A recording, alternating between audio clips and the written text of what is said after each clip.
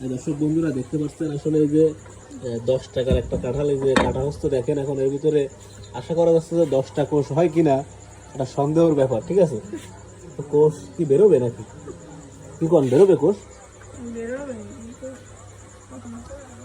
আচ্ছা, কাঁঠাল কিন্তু সেই কাঁঠাল, একদম গাছ পাকা কাঁঠাল। এই দেখেন পুরো একদম গাছের থেকে পাড়ে নিয়ে আসা হয়েছে।